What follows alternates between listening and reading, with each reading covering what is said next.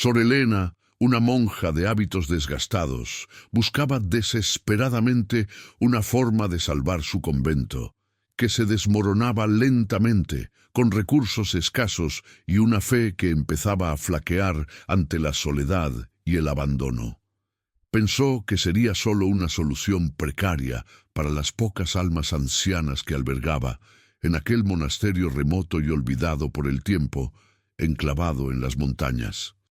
Pero al intentar reparar una vieja pared de piedra que cedía por la humedad, sintió un hueco inusual, un eco profundo que no era de roca sólida. Al investigar, el frío y el olor a tierra húmeda y encerrada la guiaron a un pasadizo oculto. Eso cambiaría a Sor Elena para siempre. ¿Ya imaginaste la angustia de un alma olvidada, viviendo a la sombra de un mundo que la dejó atrás? Parece guión de película, pero sucedió de verdad en un convento apartado de Galicia, en el invierno de 1978. Y lo que Sor Elena encontró no era una simple cueva, era una red de túneles secretos, albergando un eco de vidas perdidas, un susurro de historias silenciadas, una verdad tan profunda y dolorosa que desafiaba toda lógica y creencia. Por favor, antes de sumergirnos por completo en este relato que te dejará sin aliento, te pido un pequeño favor. Suscríbete al canal si aún no lo has hecho. Tu apoyo nos ayuda a seguir compartiendo estas historias que merecen ser contadas. Y por supuesto, déjanos un comentario contándonos desde dónde nos estás acompañando hoy. Me encantaría saber hasta dónde llega la resonancia de estas palabras, de estos ecos del pasado que aún resuenan en nuestro presente. Ahora sí, adentrémonos en la oscuridad de aquel túnel, donde el tiempo parecía haberse detenido y la esperanza era un hilo casi imperceptible. Prepárate para lo que estás a punto de escuchar, porque la fe de una monja y el destino de 20 almas se cruzarán de una manera que jamás hubieras imaginado. Sor Elena era una mujer de convicciones firmes, forjadas en años de servicio y oración, pero la realidad de su convento era más dura que cualquier voto de pobreza. El monasterio de Santa Marta, encaramado en las laderas escarpadas de la Sierra del Caurel en Galicia, era un lugar donde el tiempo se había detenido, no por misticismo, sino por puro olvido. Las piedras, antaño nobles y majestuosas, ahora supuraban humedad y se desmoronaban con cada invierno implacable. El frío calaba hasta los huesos en las celdas desiertas, y los vientos aullaban como fantasmas por los pasillos, trayendo consigo el eco de una gloria pasada que nunca volvería. Solo quedaban ella y 3 monjas más, ancianas y frágiles, además de 5 ancianos del pueblo que habían encontrado refugio allí, huyendo de la soledad o de la miseria de sus propios hogares. Elena, la más joven, era el pilar que sostenía aquel frágil equilibrio. El invierno de 1978 fue particularmente cruel. Nevadas copiosas aislaron el monasterio del mundo exterior durante semanas, y la escasez de provisiones se hizo alarmante. Las paredes exteriores, especialmente una sección cerca de la antigua capilla, comenzaron a ceder. Era una pared de mampostería gruesa, centenaria, que daba hacia un pequeño patio interior. Elena, con sus manos acostumbradas a las labores más humildes, decidió que no podía esperar a que los escasos fondos llegaran o a que algún albañil se atreviera a subir la montaña. Ella misma, armada con una piqueta oxidada y una voluntad de hierro, comenzó la tarea. Cada golpe resonaba en el silencio del convento, un desafío al olvido que se cernía sobre ellos.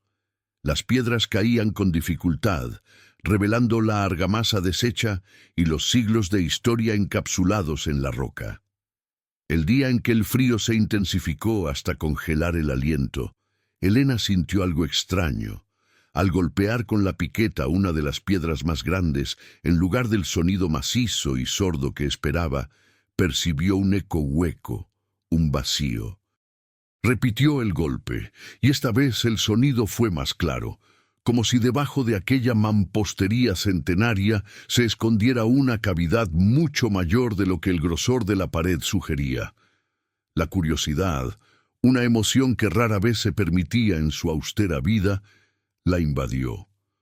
Con renovado esfuerzo, retiró más piedras, hasta que un agujero irregular, lo suficientemente grande como para que una persona pudiera pasar agachada, se reveló. De su interior emanaba un aire rancio, frío, con un distintivo olor a tierra húmeda, a encierro, a algo antiguo y olvidado. El corazón de Sor Helena latió con una mezcla de temor y excitación. ¿Qué secreto había guardado el monasterio durante tantos siglos? Se arrodilló y con la poca luz que se filtraba de la capilla intentó escudriñar la oscuridad. El pasadizo era estrecho, apenas permitiendo que su cuerpo delgado se deslizara. El olor se intensificaba con cada paso, un aroma a moho, a humedad perenne, a algo más, algo que no podía identificar, pero que le producía una extraña inquietud. La linterna de queroseno que había cogido a toda prisa apenas cortaba la oscuridad abisal.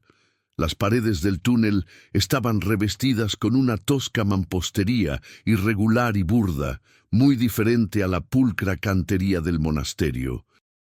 Era evidente que no formaba parte de la construcción original, sino que había sido una adición posterior, quizás clandestina. El suelo era de tierra compactada, irregular, salpicado de pequeñas piedras sueltas que crujían bajo sus sandalias. El aire era pesado, denso, como si no hubiera sido renovado en décadas, quizás siglos. Helena avanzaba con cautela, sus rezos silenciosos acompañando cada paso incierto. La mente, acostumbrada a la disciplina de la fe, ahora se veía asaltada por 1000 preguntas. ¿Sería un antiguo pasadizo de escape durante las guerras? ¿Un escondite para tesoros o reliquias? El monasterio tenía una larga historia, y no sería extraño que guardara secretos de épocas turbulentas, pero el túnel no parecía llevar a ninguna salida evidente. Después de lo que le parecieron interminables minutos, el pasadizo se ensanchó repentinamente, y la linterna reveló una cámara más grande, de techos bajos. En el centro, una especie de rudimentaria escalera de madera descendía aún más en la tierra. La claustrofobia comenzó a apretar su pecho, pero una fuerza inexplicable la impulsaba a seguir. El olor ahora había algo más, un matiz dulzón, casi metálico, que la puso en alerta. ¿Qué tipo de tesoro o reliquia podría exudar un aroma tan peculiar? Descendió los escalones, viejos y crujientes, que amenazaban con romperse bajo su peso. La oscuridad era tan absoluta que la pequeña llama de la linterna apenas lograba perforarla, creando sombras danzantes que se retorcían en las paredes de tierra. El frío se hizo más intenso, un frío que se pegaba a los huesos, húmedo y persistente. Y entonces, un sonido, un murmullo. Tan tenue que al principio pensó que era el viento, o su propia imaginación jugándole una mala pasada. Pero no, era un sonido humano, un quejido suave, un suspiro arrastrado por el eco. El corazón de Sor Helena dio un vuelco. Se detuvo en seco, conteniendo la respiración, con la linterna temblándole en la mano. La fe le había enseñado a no temer a la oscuridad, a confiar en la luz de Dios. Pero esta oscuridad, esta era diferente. Esta era una oscuridad que parecía haber atrapado el tiempo, y con él, algo vivo. ¿Podría ser? No, era imposible.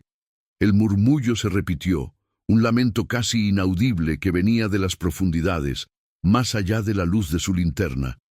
Sor Helena se obligó a avanzar, cada paso una lucha contra el miedo que ahora se le anudaba en el estómago. La escalera terminaba en otro pasadizo, aún más estrecho y tortuoso que el anterior, que se abría a intervalos en pequeñas alcobas excavadas en la tierra. Y fue en una de esas alcobas donde la linterna reveló la primera visión que la dejó helada. Sentada en el suelo, encorvada, había una figura. Una anciana. Su cabello, blanco y escaso, estaba revuelto, y sus ojos, velados por una capa lechosa, parecían mirar al vacío. Vestía harapos, y su piel, arrugada y pálida, era como papel. Un plato de estaño vacío reposaba a su lado. El murmullo que había escuchado no era otro que el de ella, un balbuceo incoherente, repetitivo, como el eco de una mente atrapada en algún lugar lejano. Sor Elena sintió que el aire se le escapaba de los pulmones. Esto no era una reliquia, no era un tesoro. Esto era un ser humano, y no estaba sola. La monja, con la garganta seca y el pulso galopante, avanzó por el pasadizo. Lo que vio a continuación la dejó sin habla, petrificada por el horror y la incredulidad. En cada una de esas rudimentarias alcobas, excavadas en la fría tierra húmeda, había otra figura, otra alma olvidada. Eran hombres y mujeres, todos ellos ancianos, todos con el mismo aspecto fantasmal, la piel pálida, los ojos hundidos y la ropa hecha jirones. Algunos estaban sentados, otros recostados sobre montones de paja sucia, cubiertos con mantas raídas que apenas los protegían del frío implacable del subsuelo. Los quejidos y balbuceos, que al principio habían sido tenues, ahora formaban una especie de coro macabro, un susurro de vidas rotas, de mentes perdidas. Los platos de estaño vacíos, las tazas de barro, las rudimentarias orinales, todo indicaba que aquello no era un refugio temporal, sino un lugar de residencia forzosa, un lugar de encierro. Elena, con la linterna temblándole en la mano, comenzó a contarlos. 1, 2, 3, 20. 20 ancianos, 20 almas que habían sido enterradas en vida, olvidadas bajo la tierra, a pocos metros de donde ella y sus hermanas rezaban cada día. El olor que antes le había parecido extraño, ahora lo reconocía. Era el olor a cuerpos no lavados, a humedad, a excrementos, a la putrefacción lenta de la carne viva y del espíritu humano. Las lágrimas comenzaron a resbalar por sus mejillas, lágrimas de conmoción, de rabia, de una profunda tristeza que le oprimía el pecho hasta casi asfixiarla. ¿Quién podía haber hecho algo así? ¿Cómo era posible que nadie, en el monasterio o en el pueblo, hubiera detectado la presencia de estas personas? El peso de aquella verdad se le antojó insoportable. Sintió la urgencia de gritar, de correr en busca de ayuda, pero algo la detuvo. Una advertencia silenciosa, un miedo profundo a lo que podría encontrar si desvelaba el secreto prematuramente. La luz de su linterna apenas iluminaba la desesperación de aquellos rostros. Algunos la miraron con ojos vacíos, sin reconocimiento. Otros ni siquiera levantaron la cabeza, sumidos en su propio mundo de sombras. Uno de ellos, un hombre con la barba larga y canosa, levantó una mano temblorosa, como si quisiera alcanzarla, y murmuró una palabra incomprensible antes de volver a hundirse en su letargo. Era la imagen viva del infierno en la tierra, escondido bajo los cimientos de lo que se suponía era un lugar sagrado. ¿Era este el purgatorio o algo peor, algo creado por la mano del hombre? La mente de Sor Elena se negaba a procesar lo que sus ojos veían. El convento, un lugar de refugio y piedad, guardaba una oscuridad tan profunda, tan macabra, que eclipsaba cualquier milagro. Sus rodillas flaquearon y tuvo que apoyarse contra la fría pared de tierra para no caer. ¿Cómo? ¿Por qué? Esas preguntas resonaban en su cabeza, un eco ensordecedor que apenas la dejaba pensar con claridad. Los ancianos, algunos atados con grilletes a las paredes o a pilares de madera improvisados, otros simplemente demasiado débiles para moverse, gemían, balbuceaban o simplemente miraban al vacío. Era un cuadro desgarrador, una pesadilla materializada. Reconoció en algunos de ellos rasgos de personas que el pueblo había dado por desaparecidas años atrás. La anciana del inicio del túnel, por ejemplo, tenía una cicatriz en la frente que le recordaba a la desaparecida Maruja, una mujer solitaria que había vivido en la aldea vecina.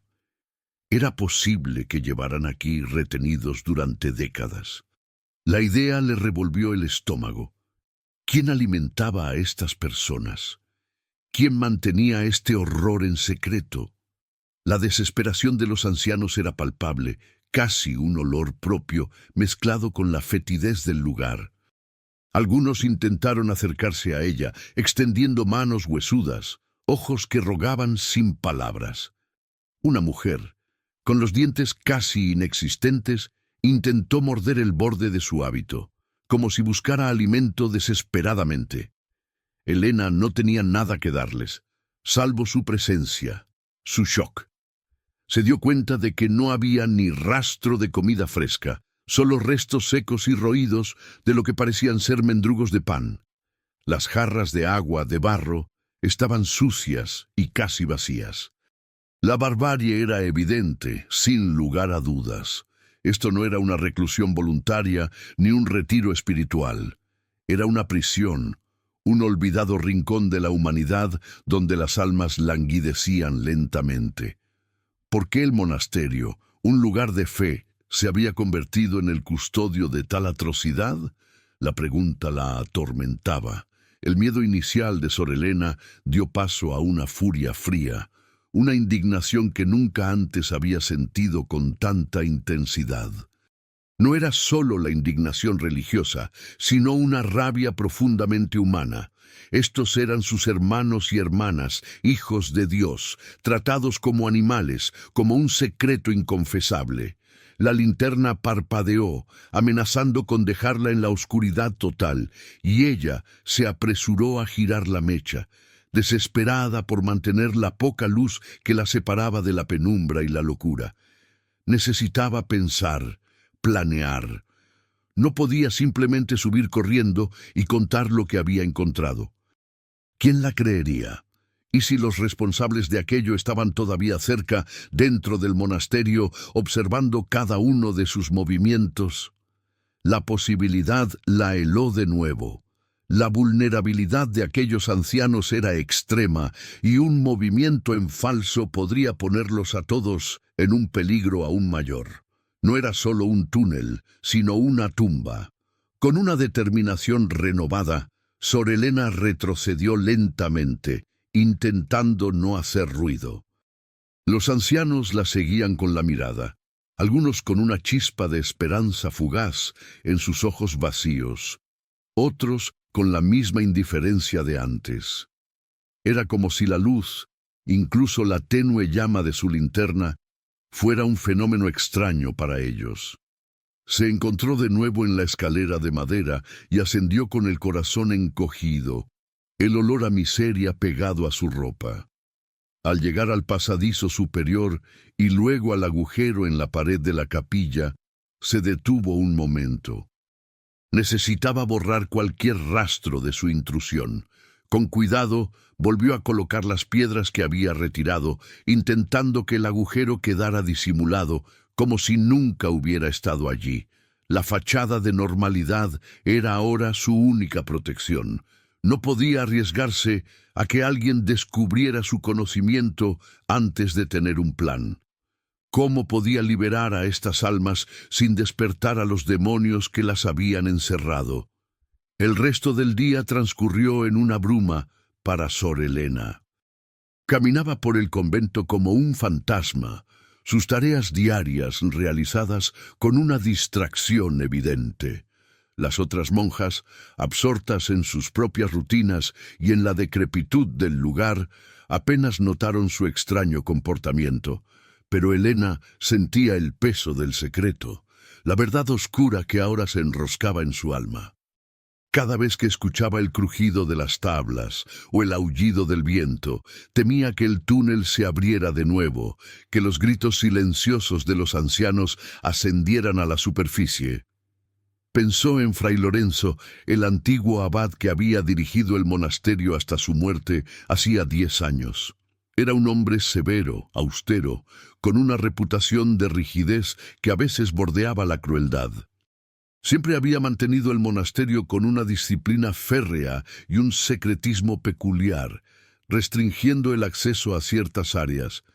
¿Podría él haber estado involucrado? O quizás alguien más, alguien que aún rondaba los pasillos. Esa noche, el sueño le fue esquivo. Las imágenes de los ancianos, sus rostros demacrados, sus ojos vacíos, la perseguían. Se levantó de su jergón y caminó descalza por el pasillo, su mente febril, buscando respuestas, una lógica a la locura. Recordó las viejas crónicas del monasterio, documentos polvorientos que hablaban de un período oscuro en el siglo XIX, cuando el monasterio fue utilizado como una especie de casa de reposo para la nobleza gallega que quería deshacerse de parientes incómodos, los locos, los dementes, los vergonzosos, pero aquello había sido abolido hacía más de un siglo. ¿O no? La idea era monstruosa. Había continuado esta práctica en secreto, bajo el velo de la piedad religiosa, transformada en una prisión para los indeseables de la sociedad. El pensamiento era tan retorcido, tan blasfemo, que la dejó sin aliento. El convento, lejos de ser un refugio de almas, se había convertido en su tumba. A la mañana siguiente, con el alba tiñendo de gris las cumbres nevadas, Sor Elena tomó una decisión. No podía exponerse sin pruebas, sin un plan. Necesitaba más información. Los ancianos del pueblo que vivían en el convento, aunque con sus mentes ya algo difusas por la edad, quizás recordaban algo, algún rumor, alguna historia antigua que pudiera arrojar luz sobre el oscuro secreto. Había una anciana en particular, Doña Paz, que era conocida por su memoria prodigiosa y su amor por las viejas leyendas locales. Ella podría ser la clave. Elena se acercó a ella con la cautela de quien camina sobre hielo fino. ¿Cómo preguntarle sobre personas desaparecidas sin levantar sospechas? La tarea se antojaba delicada y peligrosa. Tenía que ser sutil, disfrazar su curiosidad bajo el pretexto de investigar la historia del monasterio, un tema que Doña Paz siempre disfrutaba. Si su corazonada era cierta y este horror tenía raíces profundas, necesitaba saber a quién se enfrentaba, quién era el verdadero guardián de este purgatorio subterráneo. Sor Elena se acercó a Doña Paz, una anciana de 90 años, con ojos penetrantes y una memoria que desafiaba su cuerpo frágil. Bajo el pretexto de documentar la historia del monasterio para el archivo diocesano, Elena comenzó a hacer preguntas sobre el pasado. Doña Paz, encantada con la atención, compartió anécdotas de monjes y abades, de inviernos pasados y milagros menores. Pero Elena la guió, con delicadeza, hacia temas más específicos. Cuénteme, Doña Paz, ¿alguna vez oyó hablar de historias extrañas, quizás de personas que venían al monasterio y luego no se las veía más? En tiempos antiguos, por supuesto.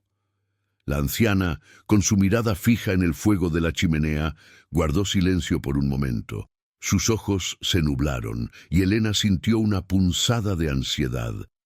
«¿Extrañas, dice usted?», murmuró Doña Paz, su voz apenas un susurro. «Sí, Sor Elena.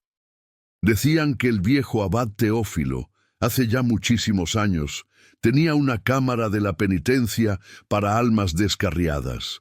Personas de la nobleza, de familias ricas que venían de fuera, las traían aquí para curarlas de sus dolencias, de sus pecados. Pero la verdad es que muchos de ellos nunca regresaban a sus casas, se los tragaba la montaña, decían los más viejos. Siempre se rumoreó que no todos se curaban o que simplemente no salían». El corazón de Sor Elena dio un vuelco. Cámara de la penitencia, el eufemismo que ocultaba un horror. ¿Y qué pasó con eso, Doña Paz? ¿Se detuvo esa práctica? La anciana suspiró. un sonido largo y cansado. Con la llegada del abad Lorenzo, el antecesor de usted, el que murió hace 10 años, todo cambió, o eso parecía. Él era muy estricto, sí, pero también muy protector del secreto del monasterio. Nadie podía entrar en ciertas zonas sin su permiso. Se decía que él había puesto fin a esas viejas prácticas, que había limpiado el monasterio, pero también se rumoreaba que algunas de esas almas descarriadas seguían aquí, bajo tierra, en algún lugar. Él nunca lo confirmó, ni lo negó. Solo decía que el monasterio tenía sus propios fantasmas, sus propios pesos. Las palabras de Doña Paz resonaron con una oscuridad inquietante. Fray Lorenzo, el abad que ella misma había admirado por su piedad, podría haber sido el guardián de este horror o incluso su continuador.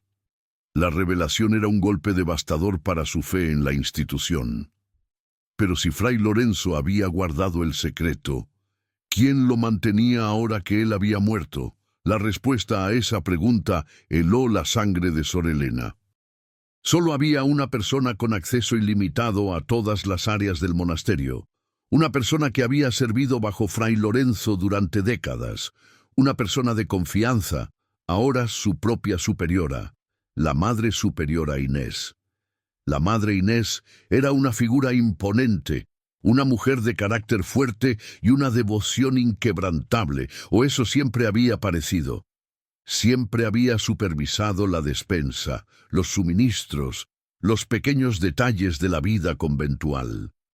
Y la cantidad de comida para los ancianos del pueblo siempre le había parecido a Elena curiosamente escasa, racionada con una rigidez que no encajaba con la caridad cristiana. Ahora, todo encajaba con una pieza macabra de un rompecabezas. La escasez de alimentos que justificaba la pequeña ración para los 5 ancianos oficiales del convento era porque había que alimentar a otros 20, escondidos en la oscuridad. El escalofrío que la recorrió no era solo por el frío de la montaña, sino por la traición. La Madre Superiora Inés, la mujer a la que había jurado obediencia, era la carcelera. La siguiente semana fue un infierno para Sor Elena. Cada encuentro con la Madre Inés, cada mirada, cada conversación, se sentía como una daga clavada en su corazón. La Madre Inés, ajena a los tormentos internos de Elena, mantenía su semblante austero y su rutina inmutable. Elena la observaba, intentando detectar alguna señal, alguna fisura en su armadura, pero no encontraba nada. La Madre Superiora era un muro impenetrable. La única forma de probar su culpa, y más importante aún, de liberar a los ancianos, era obtener pruebas irrefutables. Necesitaba algo más que los balbuceos de Doña Paz y sus propias conjeturas. Y eso significaba volver al túnel, con más provisiones y con un plan. Una noche, bajo el manto de una luna menguante, mientras las otras monjas dormían, Sor Elena se preparó. Recogió algunas raciones de comida del comedor, excusándose mentalmente por el robo, al convencerse de que eran para un bien mayor. Tomó una manta gruesa, una botella de agua fresca y, lo más importante, su cruz de madera, su único consuelo y su arma contra la desesperación. Con sumo cuidado, volvió a abrir el pasadizo en la pared de la capilla. El olor a tierra húmeda y encierro la recibió como un viejo enemigo. La bajada por la escalera de madera fue aún más tensa esta vez. Cada crujido le parecía un grito en el silencio de la noche. Al llegar al pasadizo de las alcobas, la luz de su linterna reveló un espectáculo aún más desolador que la primera vez. La debilidad de los ancianos era palpable, sus cuerpos más encorvados, sus gemidos más lastimeros. ¿Cuánto tiempo más podrían sobrevivir en esas condiciones? El tiempo se agotaba.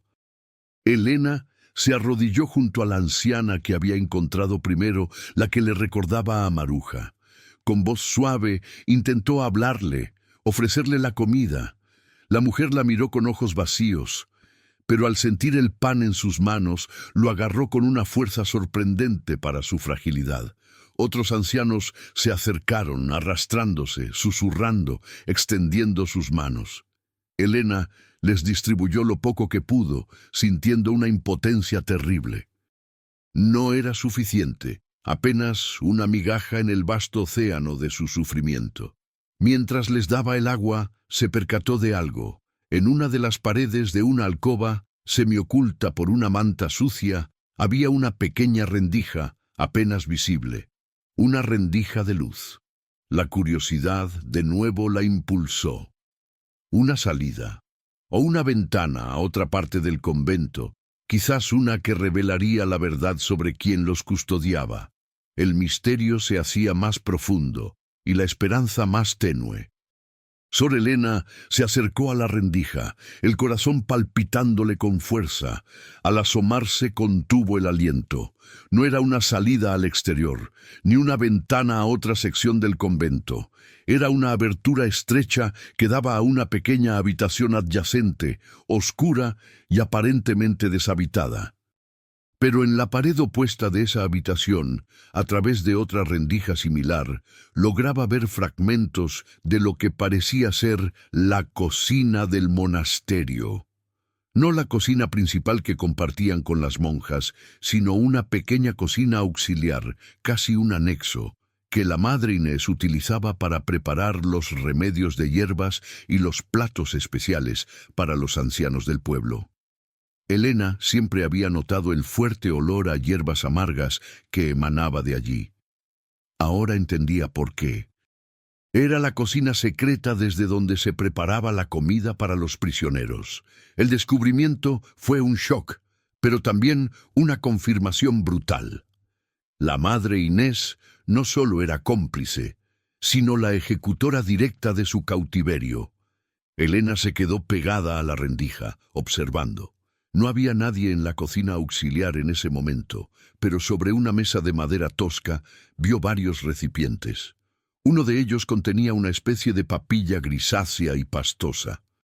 Al lado, un pequeño frasco con un líquido oscuro y denso. Era el mismo tónico que la madre Inés a veces les daba a los ancianos del convento para ayudarles a dormir. Elena se había preguntado a menudo por qué los ancianos parecían tan sedados, tan letárgicos. Ahora, una pieza más del macabro rompecabezas encajaba. Las dosis de ese líquido oscuro estaban diseñadas no solo para sedar, sino quizás para debilitar, para mantener a los prisioneros en un estado de sumisión total, de casi inconsciencia. No era un tónico, era veneno lento, un agente de su propia desaparición. La monja sintió un mareo, una náusea.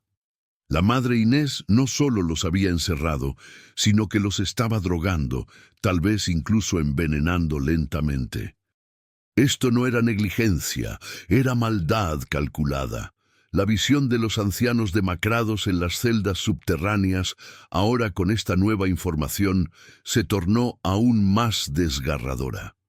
Estaban siendo exterminados de manera lenta y cruel.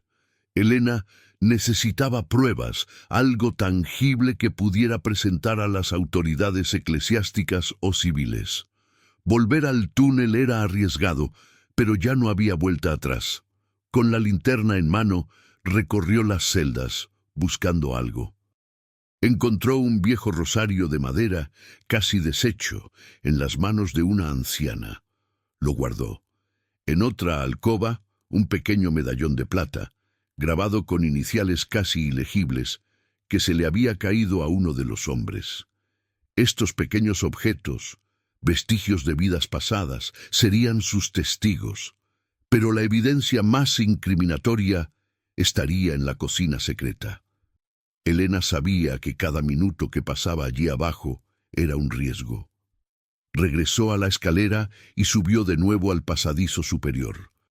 Con la adrenalina corriéndole por las venas, se deslizó por el túnel hasta el agujero en la pared de la capilla. Al salir, cerró cuidadosamente la entrada, intentando restaurar la apariencia de normalidad. El silencio del convento, antes un consuelo, Ahora le parecía ominoso, cargado de secretos y mentiras. Necesitaba llegar a la cocina secreta sin ser vista. Esa misma noche no podía esperar más. La vida de los 20 ancianos dependía de su audacia. El plan era peligroso, pero la desesperación le había borrado el miedo. Se armaría de valor y de fe y enfrentaría a la oscuridad que se había anidado en el corazón de su propio convento. La siguiente fase de su plan debía ser ejecutada con la precisión de un reloj o todo se derrumbaría. Con el corazón latiéndole como un tambor de guerra, Sor Helena se movió por los pasillos oscuros del convento. Las viejas tablas crujían bajo sus pasos, cada sonido amplificado por el silencio de la noche. Se dirigió hacia la cocina principal, el camino más discreto para acceder a la pequeña cocina auxiliar de la Madre Inés, que estaba al fondo, separada por una puerta de servicio que siempre permanecía cerrada con llave. Helena sabía que la Madre Inés guardaba las llaves en un pequeño cofre de madera junto a su cama. Había observado sus hábitos durante años, sin imaginar nunca el propósito de esa rutina. Ahora, esa información era vital. La idea de robar las llaves la llenó de una profunda culpa, una violación de sus votos, pero la vida de 20 almas pesaba más que cualquier regla monástica. Llegó a la puerta de la celda de la Madre Inés. Estaba entreabierta, como de costumbre. La Madre Superiora siempre dormía con la puerta ligeramente abierta. Una costumbre extraña para alguien tan celosa de su privacidad. Helena se deslizó dentro, su figura apenas una sombra en la penumbra. La Madre Inés roncaba suavemente en su cama, ajena a la intrusión. El cofre de madera estaba donde Helena había previsto, sobre la mesita de noche. Con manos temblorosas, lo abrió. Dentro, junto a un crucifijo de plata, había un pequeño manojo de llaves antiguas. Reconoció la llave de la cocina auxiliar por su forma peculiar. La tomó con cuidado, cerró el cofre y salió de la celda, su respiración apenas audible. El plan estaba en marcha. Cada segundo era crucial. Una vez en la cocina principal, Helena buscó la puerta de servicio que daba al anexo. Insertó la llave en la cerradura y el viejo mecanismo cedió con un chasquido suave pero resonante en el silencio de la noche. Abrió la puerta y entró en la pequeña cocina auxiliar. El olor a hierbas amargas era intenso y la visión de los recipientes que había visto por la rendija la recibió. La papilla grisácea seguía en el cuenco. El frasco de líquido oscuro estaba sobre la mesa. Helena se acercó, sus dedos rozando el frío cristal del frasco. Tenía que conseguir una muestra. Buscó a tientas en sus bolsillos y encontró un pequeño frasco de vidrio vacío que usaba para guardar aceite para las lámparas. Vertió con sumo cuidado una pequeña cantidad del líquido oscuro, sus manos temblando de emoción y miedo. Era la prueba irrefutable que necesitaba, pero su búsqueda no terminó ahí. Sabía que la Madre Inés, una mujer tan meticulosa, debía tener algún registro, algún diario que documentara su terrible secreto. Revisó los pequeños cajones de la mesa, la alacena. Nada. Finalmente, sus ojos se posaron en una trampilla en el suelo, oculta bajo una alfombra de esparto. Con un esfuerzo, la levantó. Debajo, un pequeño sótano improvisado. El olor a tierra húmeda y a hierbas era aún más fuerte aquí. Y allí, en un estante polvoriento, encontró lo que buscaba. Un cuaderno encuadernado en cuero, con la caligrafía pulcra de la Madre Inés en la portada. Era un diario. Helena lo abrió con manos temblorosas, y las primeras palabras que leyó la helaron hasta los huesos. Registro de almas disidentes y su tratamiento espiritual. Fecha: 12 de enero de 1968. Admitida señora Emilia Pardo, Familia desea tratamiento de sosiego por su extrema lucidez. Dosis de elixir negro iniciada. La palabra elixir negro era el nombre macabro del líquido sedante. No había duda. El diario detallaba una lista de nombres, fechas de admisión y un registro frío y clínico de las dosis administradas a cada uno de los pacientes. Describía cómo las familias adineradas del país entregaban a sus parientes ancianos o enfermos mentales al monasterio, pagando grandes sumas de dinero para que fueran cuidados y, en esencia, eliminados de sus vidas sin el escándalo de un manicomio. La madre Inés, bajo la guía del abad Lorenzo, había continuado la práctica con una eficiencia escalofriante, una tradición perversa disfrazada de caridad. Elena sintió náuseas. No solo había un complot, sino una empresa organizada de secuestro y muerte. Las páginas del diario eran la prueba de años de sufrimiento y de un cinismo absoluto. Había encontrado lo que necesitaba, pero el precio emocional era abrumador. Con el diario y el frasco en sus manos, Elena cerró la trampilla, volvió a colocar la alfombra y se dirigió a la puerta. Tenía que salir de allí, rápido. Su corazón estaba destrozado, pero su determinación era inquebrantable. La luz del amanecer comenzaba a asomarse por las ventanas del convento. Mientras se apresuraba a regresar a su celda, el cuaderno de la madre Inés y el frasco con el elixir en sus manos, Sor Elena se sintió invadida por una mezcla de alivio y terror. Había conseguido las pruebas, pero ahora se enfrentaba al inmenso peso de lo que había descubierto. Esto no era solo la historia de un monasterio corrupto, sino una red de engaño que involucraba a familias poderosas y a la propia institución religiosa. ¿Hasta dónde llegaría la influencia de la madre Inés y de quienes la apoyaban? ¿Podría ser su vida y la de los ancianos en grave peligro?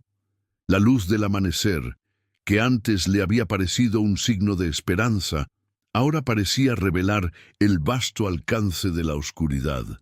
El monasterio, con sus paredes centenarias y sus silencios solemnes, guardaba un secreto tan atroz que podría sacudir los cimientos de la fe. Al llegar a su celda, escondió el diario y el frasco bajo su jergón, el colchón de paja que la había consolado durante tantos años. Sus manos aún temblaban, y su mente revivía cada detalle de lo que había visto y leído. Los nombres de los ancianos, sus historias resumidas en unas pocas líneas frías en el diario, se grabaron en su memoria.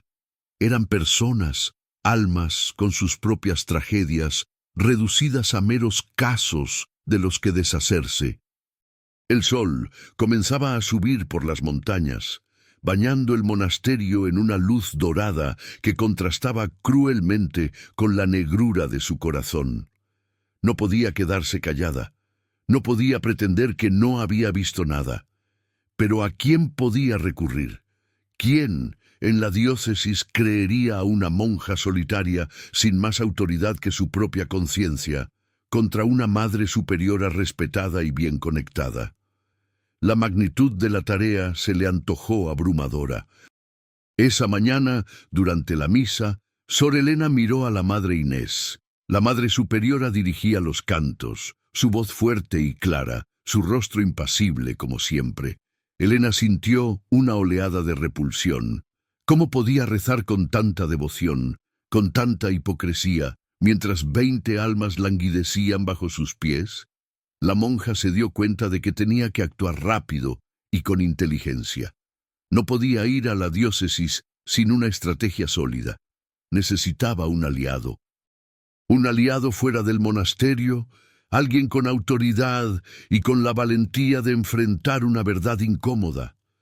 Sus pensamientos se dirigieron hacia el padre Miguel, el párroco de la aldea más cercana, un hombre mayor y de buen corazón, conocido por su integridad y su amor por la justicia. Pero incluso él podría ser reticente a creer una historia tan descabellada, especialmente si involucraba a la iglesia misma. La delicadeza y el riesgo de cada paso se hacían patentes. Después de la misa, Elena se excusó diciendo que necesitaba bajar al pueblo para recoger algunas medicinas urgentes para los ancianos. La madre Inés la miró con una expresión que Elena no pudo descifrar.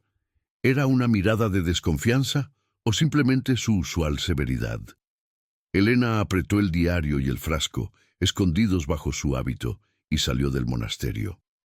El camino de montaña, normalmente un trayecto de paz y reflexión, se convirtió en una carrera contra el tiempo. Cada piedra bajo sus pies, un recordatorio de la urgencia de su misión. La nieve todavía cubría los picos más altos, pero el deshielo había comenzado y el barro hacía el camino resbaladizo y peligroso. El viento helado azotaba su rostro, pero Elena no sentía el frío, solo el fuego de la justicia que ardía en su interior. Sabía que al revelar este secreto su vida, tal como la conocía, terminaría. Pero la libertad de esos 20 ancianos valía cualquier sacrificio.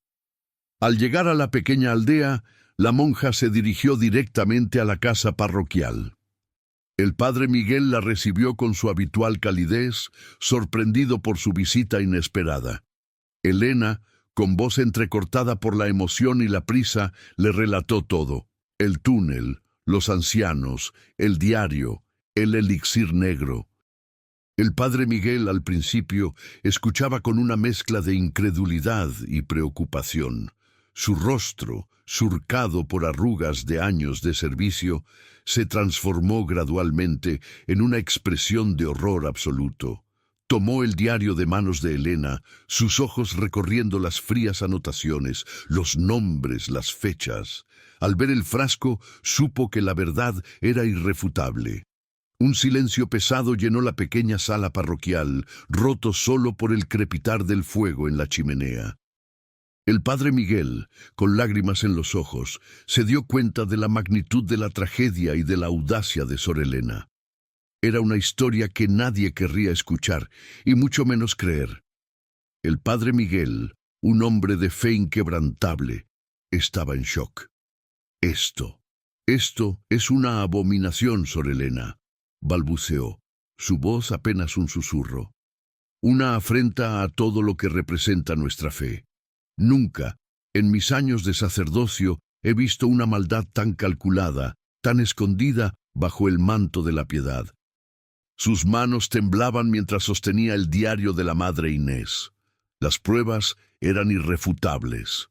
Los nombres de las víctimas, las fechas de ingreso, las dosis del elixir negro.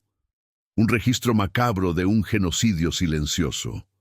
La implicación de familias prominentes en la sociedad, algunas de las cuales eran benefactores de la diócesis, le provocaba un escalofrío de temor y desilusión. ¿Hasta dónde se extendía esta red de complicidad? La Iglesia, que debía ser un faro de luz, se había convertido en el guardián de una oscuridad incomprensible. «Padre, debemos actuar ahora», dijo Sor Elena, su voz firme a pesar del cansancio y la angustia. Esas almas están muriendo allí abajo, lenta y dolorosamente. Cada día que pasa es una tortura más para ellos. El padre Miguel asintió, su mirada fija en el fuego. Tienes razón, hija mía, no podemos esperar. Pero esto no es algo que podamos manejar solos. Necesitamos contactar a la autoridad civil, a la policía y también a la diócesis. Esto es un escándalo que sacudirá a toda la Iglesia. El padre Miguel tomó su decisión con una resolución que tranquilizó a Elena. Llamó por teléfono a la Guardia Civil, un acto que nunca había pensado que tendría que realizar en su vida pastoral.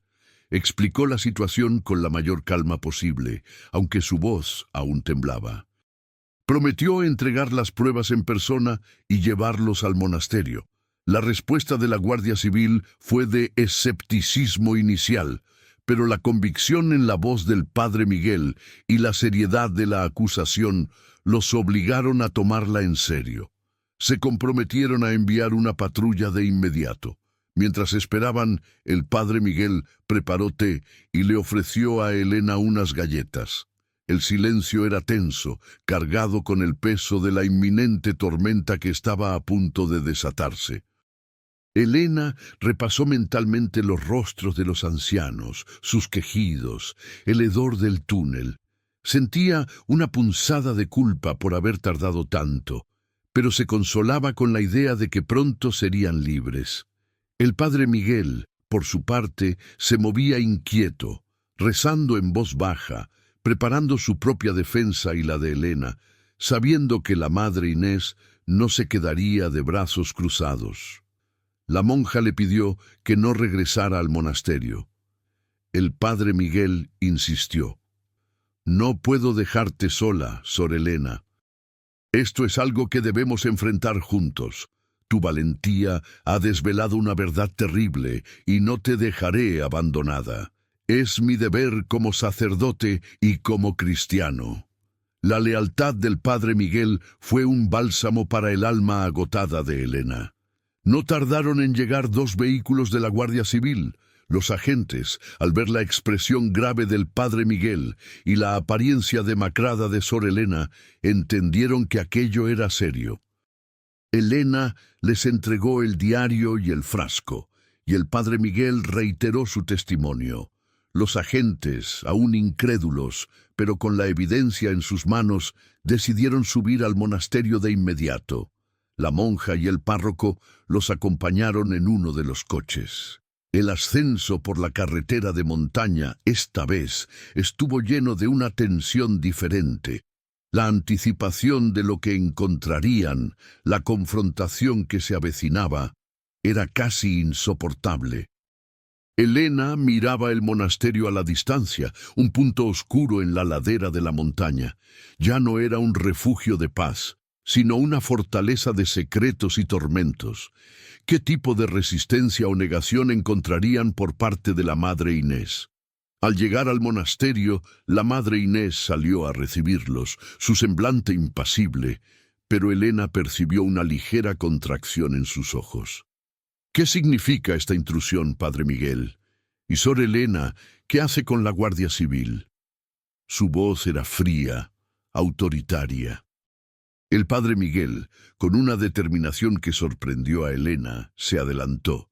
«Madre Superiora, hemos descubierto una verdad terrible, una verdad que este monasterio ha guardado en sus entrañas, una verdad que exige justicia». La madre Inés endureció su mirada. «No sé de qué habla, padre. Este monasterio no guarda más secretos que los de la fe y la oración». Pero mientras decía esas palabras, sus ojos se fijaron por un instante en el agujero disimulado en la pared de la capilla. Elena supo que ella sabía que habían descubierto su infame secreto. La confrontación en el viejo monasterio se desarrolló con una intensidad que nadie había previsto. La madre Inés, con una frialdad gélida, negó todas las acusaciones. «Esto es una calumnia, padre Miguel, una falacia impulsada por la imaginación desbocada de Sor Elena. ¿Un túnel? ¿Ancianos escondidos? Ridículo. ¿Acaso busca notoriedad, Sor Elena?» Su voz, aunque controlada, llevaba un matiz de desprecio. Los agentes de la Guardia Civil, observando la escena, intercambiaron miradas de incredulidad. La fachada de piedad y autoridad de la Madre Superiora era casi perfecta, pero Sor Elena no se amedrentó. «Madre Inés, usted sabe la verdad, y yo sé dónde está, y tengo pruebas, el diario lo revela todo». La mención del diario fue un golpe. Por un microsegundo, la máscara de la Madre Inés se resquebrajó. Un destello de furia y miedo cruzó sus ojos antes de que recuperara la compostura. «¿Diario? ¿Qué diario? Está delirando, Sor Elena. Este es un convento de clausura, no un lugar de fantasías». Pero uno de los agentes, un hombre corpulento con una mirada penetrante, se acercó a la pared de la capilla donde Elena había sellado la entrada del túnel. «Sor Elena, muéstrenos el lugar».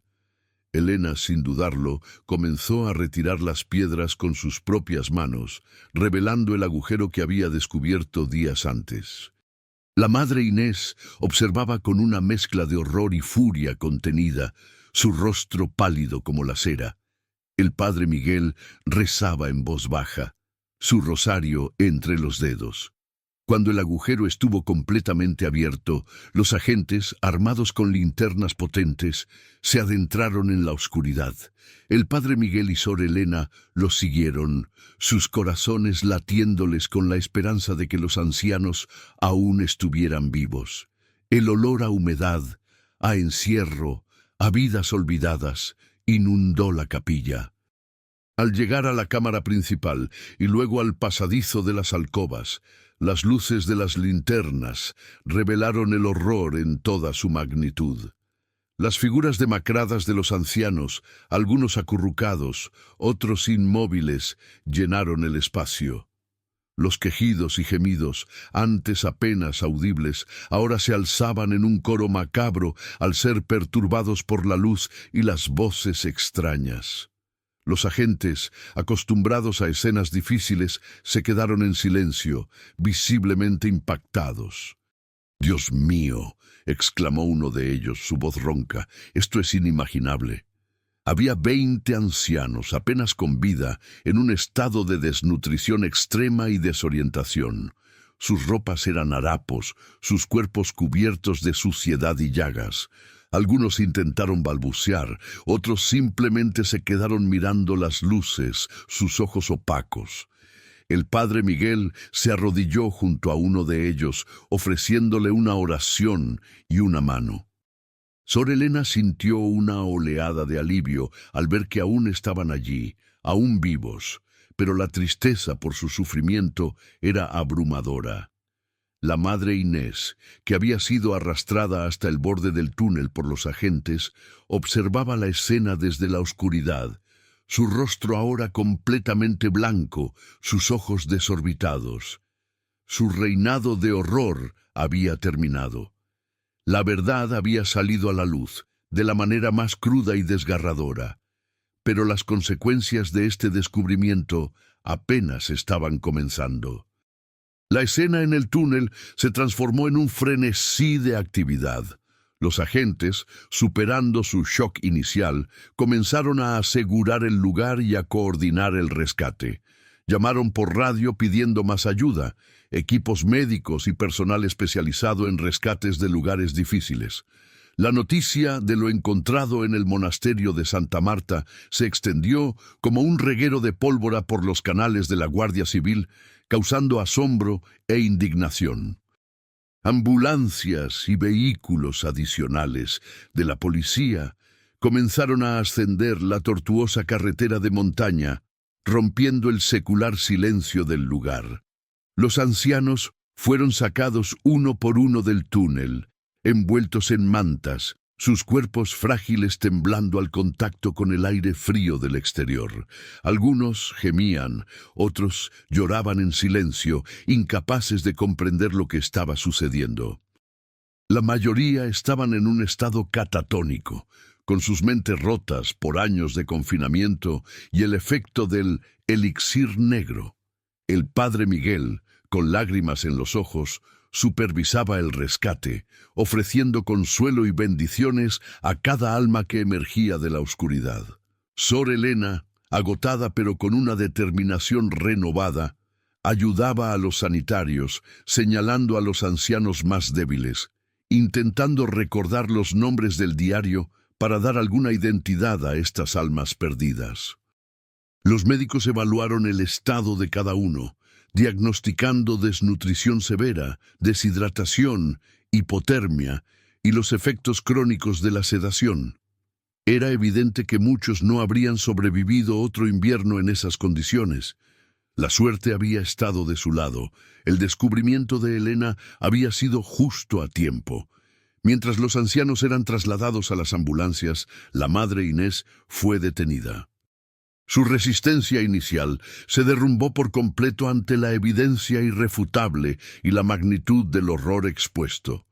Fue esposada y llevada a uno de los vehículos policiales.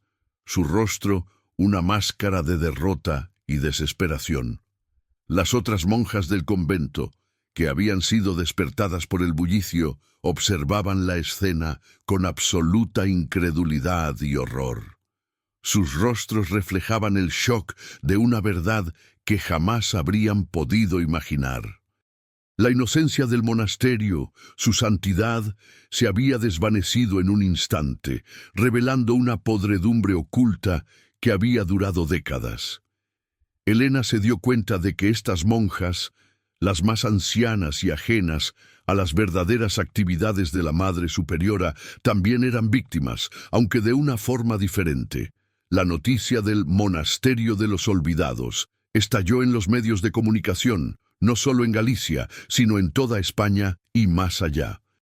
Periódicos, radios y televisores informaban sobre el horrendo descubrimiento, la monja valiente que había desvelado el secreto y las implicaciones de un sistema que permitía tal atrocidad. La Iglesia en España se vio envuelta en un escándalo sin precedentes. Se abrieron investigaciones no solo contra la Madre Inés y las familias implicadas, sino también contra la propia diócesis, para determinar hasta qué punto se había permitido o ignorado esta práctica. El obispo de la diócesis emitió una declaración de profunda consternación y prometió una investigación exhaustiva y total colaboración con la justicia. Los ancianos rescatados fueron llevados a hospitales, donde comenzaron un lento y doloroso proceso de recuperación, tanto física como mental. Muchos de ellos nunca se recuperarían del todo, sus mentes atrapadas en el limbo del trauma, pero al menos habían sido rescatados. Habían sido devueltos a la luz, aunque fuera una luz que les resultaba ajena y abrumadora. Las familias que los habían internado fueron identificadas gracias al diario de la Madre Inés y enfrentaron cargos penales por secuestro y malos tratos. Las repercusiones fueron enormes, sacudiendo la estructura social y eclesiástica del país. Sor Elena, de la noche a la mañana, se convirtió en una figura heroica, una conciencia para un mundo que había permitido que tales atrocidades sucedieran en sus sombras. El monasterio de Santa Marta fue clausurado y nunca más volvió a ser un lugar de oración. Se convirtió en un símbolo, un recordatorio sombrío de la capacidad humana para la crueldad y el olvido, pero también de la luz que una sola alma valiente puede arrojar sobre la oscuridad. Sor Elena, a pesar de su fama, no buscaba reconocimiento. Su única recompensa era la conciencia de haber salvado a esas almas perdidas.